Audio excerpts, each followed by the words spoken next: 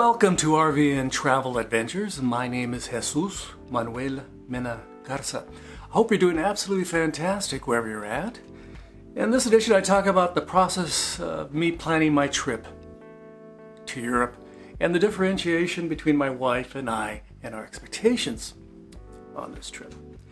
First of all, the main reason we're going on this trip is because my wife is teaching a class in Berlin. She's going to be down there for a month. And she's going to be teaching classes to her college students here from the Fort Worth area. And they're going to go hang out there and visit museums, look at art pieces, and discuss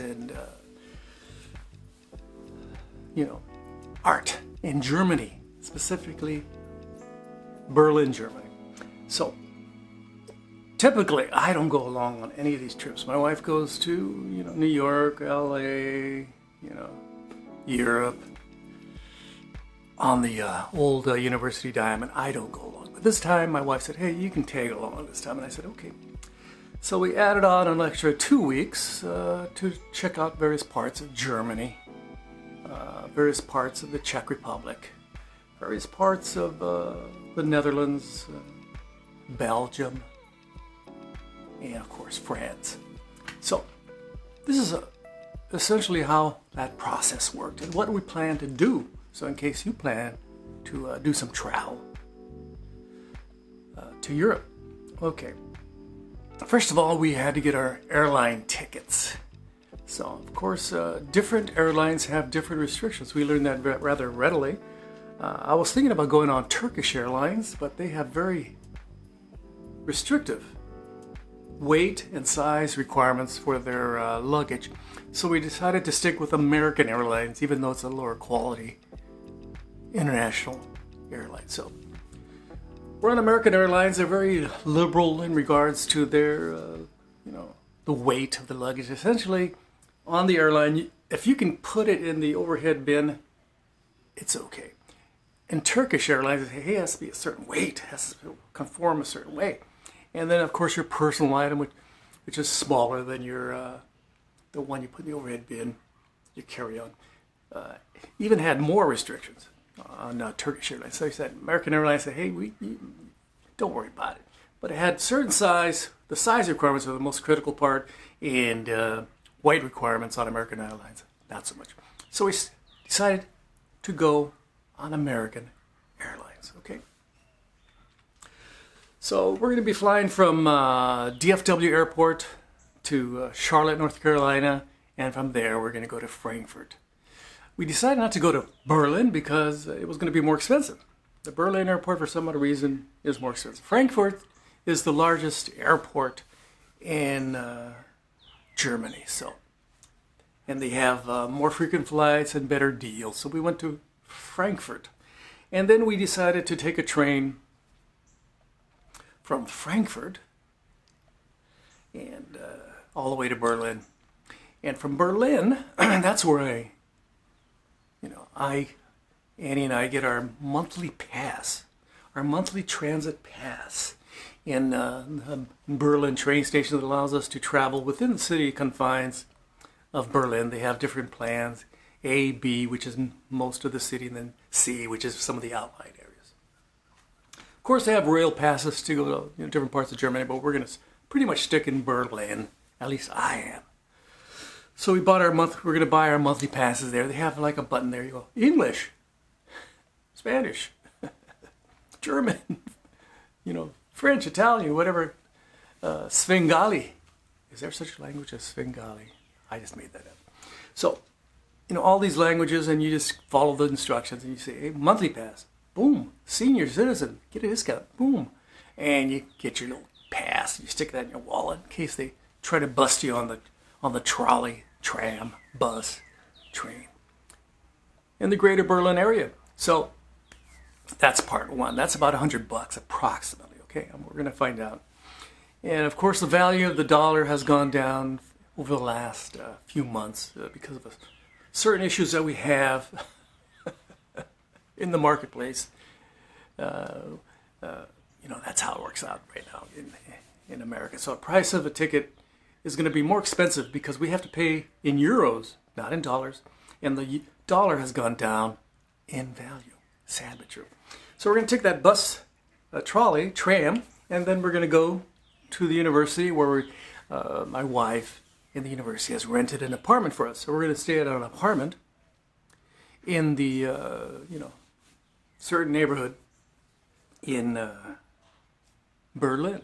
Okay? And we're going to have a lot of fun there. So we're going to stay there. And I've done my research. I've figured out the transit system. I figured out what place I want to go, and I put a little star on them. I want to go to that coffee shop. I want to go to that museum. We're going to go to there. We're going to have lunch there. We're going to stop off there and sit at this park and have a sandwich and have a bit, Diet Pepsi or Diet Coke and call it good. Okay, so that's the plan. So of course, about 2 short blocks from where we're staying. In the neighborhood, Pankow, P-A-N-K-O-W neighborhood, is a Rewe grocery store. That's where we're going to buy our groceries and stock our refrigerators. That's one of the first things we're going to do. We're going to walk those 2 blocks. And in Germany, you have to carry your own grocery bag or buy one at the location. So I packed one little grocery bag. It's very lightweight. It's going to stick in my personal item, and I'm going to take that to the grocery store along with an empty personal item backpack, and we're going to stuff it with stuff to eat while we're in Germany. Diet beverages, some easy to make chow and stuff like that. Annie and I have never been to these apartments, and we don't know what's available. We don't know if there's a coffee maker there. We know there's a refrigerator. We know there's a shower, there's a toilet, and a bed, and a desk. But we don't know if there's a coffee maker already there or some other stuff. So we're going to have to, once we figure that out, then we're going to go, when we go to the grocery store, we're going to buy stuff. We're going to buy the coffee. We're going to buy the filters. Maybe they have it already there, a coffee machine, just call it good, okay? So that's the plan. Okay, my wife, the first day we're going to have an orientation. I'm going to be part of the orientation and maybe even speak a few words. Hey, I'm Mrs. Garza from RV and Travel Adventures. They're going to, you are here? Amazing. So after that first day, I'm going to be on my own. My wife and I are going to wake up. We're going to make our little breakfast, some tacos, some burritos, some breakfast tacos. And then my wife's going to teach classes, and she's going to take them around until about 2, 3, 4 o'clock in the afternoon. I'm going to be walking the 2 blocks to near that grocery store. It's the train station, tram station. I'm going to go downtown, go there, go here, go there, hang out at the park, check out the neighborhood, check out the hood, and explore Germany. I'm going to be doing that for about a month. One weekend, Annie and I are taking the students to Prague, Czech Republic. That's going to be nuts. You talk about crowds. It's practically like Times Square on New Year's Day. It's New Year's Eve. It's going to be absolutely packed. And I've been watching these videos on Prague, all the different scams. Plenty of scams in Paris and in Prague especially. So it's going to be a lot of fun navigating that, watching your wallet, watching your pack, making sure they don't steal it. My wife and I were talking about it. We're both in our 70s, and I'm going to be turning 73 when I'm in Prague.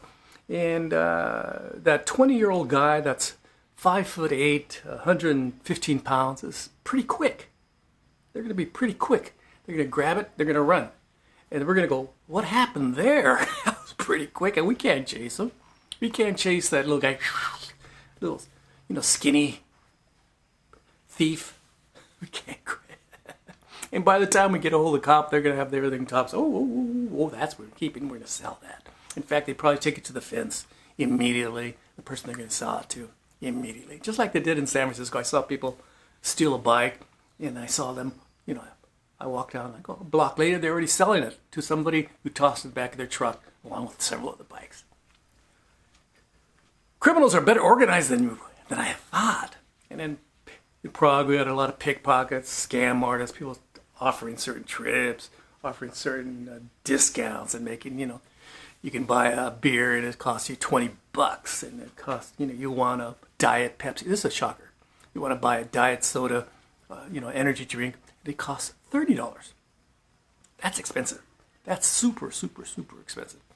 So after our time in Germany, about a month later, and after being in Czech Republic, we're going to be going on train, taking our bus to the train station, and from there we're going to take a train to the Netherlands and Amsterdam. Staying down there for about a week, and cruising around Amsterdam. We're just going to mainly be walking. We're going to walk there, walk there, walk there, walk there, check out the sights, and do a lot of relaxing. We're old folks. We're going to be sitting down, going to the grocery store, buying, something simple, a beverage and maybe a packaged sandwich. I'm not much, to be honest with you. In fact, my dietary restrictions don't allow me to have a lot of starches, a lot of breads, a lot of candies, a lot of cakes, a lot of pies, a lot of bad stuff for this dude.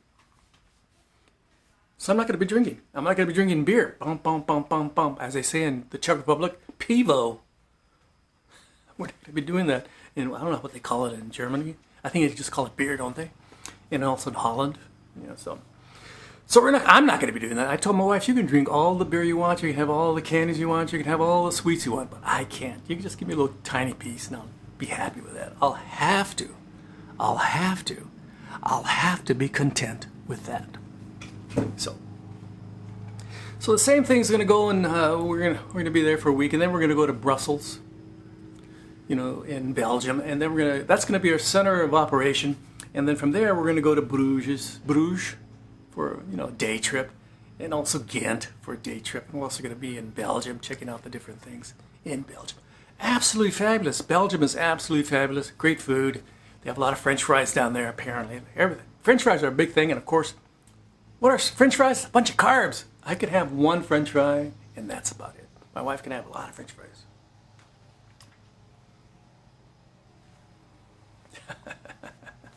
I can have one French fry. And then from there, after we're a week there, or less than a week there, and then we're going to go to Paris for several days and hang out there. My wife loves France. I was just having a conversation with her, and I told her, you better have a list of all the places you want to go in France, and I'm just going to tag along. You're the one that wanted to go to France. I don't really care about going to Paris. It's just more infrastructure, a lot of old buildings. You're going to say, old buildings? This is the culture of the European culture is top of the line, top tier. I'm going to go, it's all right. I'd rather go to a national park. I'd rather go to a state park. I'd rather go fishing.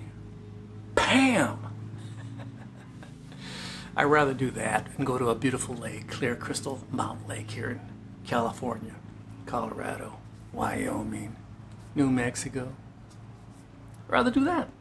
But my wife wanted me, this boy, because she said, I don't want to be by myself. I get a little lonely. I said, okay, so you're a little lonely. I'll go along this time to Europe. So I'm going to be going to France, and I told her, you better, if you want to go to the Louvre, if you want to go to Tuileries, if you want to go to, see Notre Dame and see where, and et cetera, if you want to go to the Latin Quarter, et cetera, Montmartre, you better have it on your list, and then I'm going to go along with you and hang out with you. Whatever you want to do in Paris, we're going to do. So that's how it's going to work out. After Paris, we're going to take a train from Paris to, what's that town? Frankfurt, Germany. We're going to stay overnight, maybe 2 days. That's the plan. And then we're going to fly from there back to los Estados Unidos. Los Estados Unidos. Very nice. Very nice. And of course, the day after I come back, I have a medical appointment in Fort Worth, Texas, and I have to be here. And I'm going to be like groggy. I'm going, man, I just came back from my European vacay, and this is how it's working out. So, the differentiation between my wife and I. My wife is a Europhile. She teaches classes on infrastructure in Europe and the art of Europe.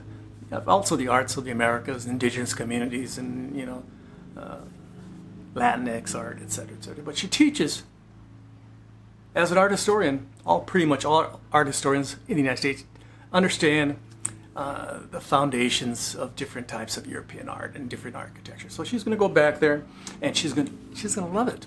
She's going to absolutely love it. Again, like I said earlier,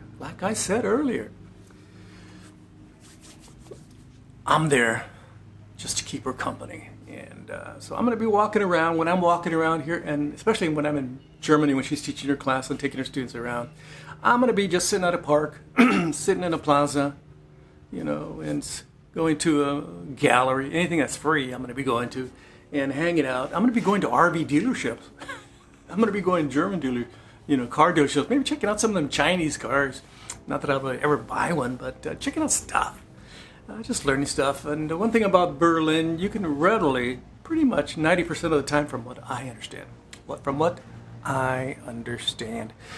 You can speak English in Germany, okay? Okay. So, I learned some certain phrases in Czech, a lot of phrases in German, some phrases in French, no phrases in Dutch, no phrases in Flemish. So it's going to be a lot of fun. Should be a fun adventure for this old man. Again, it's very different from me. I feel very comfortable. This is very important for you to understand, this old dude here. I feel very comfortable. Very comfortable. Going throughout the Southwest. Going to Mexico because that's where my peeps come from. That's where my familia is from. My father was born in Coahuila. His father was born in San Antonio, Texas. So we've been around that border region for a long time. I have family in Crystal City, Texas, in San Antonio, in Houston, in Tucson and Phoenix, LA, the Bay Area. The list goes on and on and on and on. I know these neighborhoods. I know these communities. I know the people. I at least understand them to a certain degree. I'm not saying I'm, absolutely fluent in their cultural, ways they work within society, but I have a good basis of understanding, at least of Latinos, Latinx, Chicanos, Chicanas, Mexican American, or as you may call them, Hispanics. So this should be a lot of fun. Again, it's going to be out of my comfort zone. Again, I'm very comfortable going to Mexico City because I can ask for, a coffee. Por favor, dame un café. Un cafecito chico, no tan grande. Quiero un poquito de crema. No, por favor, no quiero mucho agua. I can communicate. Yo quiero 2 chicles, por favor. 2 chicles. No de esos, pero de esos. Dame un soda de dieta. Uno de esos Coca Lights. Pepsi Lights, por favor. Gracias. Enchiladas. Yo quiero 2 enchiladas de queso. Con salsa verde, no ese roja. I can communicate again in Spanish, in Mexico, in various barrios in San Antonio, San Jose, LA, Phoenix, Tucson, etc., etc. Learning German is a leap for me. Learning French is a leap for me. Learning their cultural norms and ways they perform within society is going to be a leap for me. So I'm going to be going outside of my comfort zone. Wow. So how do I deal with getting outside of my comfort zone? I'm not going to do much. I'm going to when I walk somewhere and I want a beverage, I'm going to get some Diet Coke, Coca-Cola Diet, and German is Diet Coke. And I'm going to go, they're going to give me one. I'm going to pull out my credit card, pay for it, call it good, and then go to the next spot. Oh, they got sandwiches. They're selling sandwiches. Sandwich? That's about my understanding of German. Any suggestions? Leave them below of words I should learn in German. I have my wife gave me a little list. She copied on her. She printed out for me and phrases in French and German and Czech that I should know. And I have it I'm gonna have it in my little, my little backpack, my personal item backpack. It's also going to be my travel backpack that I'm going to be cruising around these towns in, where I have my laptop, my raincoat, my passport, wallet, and cash, and cameras. So It's all going to be in there. My little thing. Okay, before I go in that store, I'm going to say, okay, this is how you say sandwich, and this is how you say one, and this is how you say none of that funny stuff in there. I don't want no funny stuff in there. Old dude, 73 years old, going to be 73 when I'm in the Czech Republic. I'm learning a little bit. Como dice en español, un poquito, apenas un poquito. Thanks for watching my video. If you have any comments, questions, or suggestions. Again, this old guy is going to Europe for the very first time. My wife has gone a couple times since we've been in a relationship. She's gone and enjoyed herself and absolutely loves going to Europe. This old dude, it's going to be an adventure. It's going to be an opportunity for me to, enrich myself, learn about these people, learn how their lifestyles, and expand my horizons. How about that? Expand my horizons. Get out of my comfort zone. Thanks for watching my video. Don't forget to like, subscribe, and share. I would greatly appreciate it. Muchas gracias a todos ustedes. And don't forget to, leave your kind and friendly comments below. Abajo. And ring the bell for future notifications. Thanks for watching my video. I'm going to have some photographs I'm going to be posting on this channel after I'm done on my travels. And I'm going to be posting some of my photographs on my website. And I think it's on that corner. Is that corner? Where's it that corner? There's a link that you can scan with your phone. You go, hey, scan with my phone. And it'll take you, at least give you a link to my website where you can go there and check out my photographs. Especially the photographs I'm going to be shooting with my smartphone, my Google Pixel 9a. It should be interesting. Not super high resolution photos like my Nikon. My Nikon has these kind of photographs. My Lumix G85 has this kind of photographs. This camera is going to have tiny low resolution photographs. I think it's 3000 by 2000, or is it 4000 by 3000 pixels? Not very much. Thanks for watching my video. This has been Jesus Manuel Mena Garza. Gracias. Adios. In the background, I can hear somebody mowing their lawn. I can hear some birds. I can hear some vehicles. Hey, such is life in the suburbs of Fort Worth, Texas. Again, gracias. Adios. Bye-bye.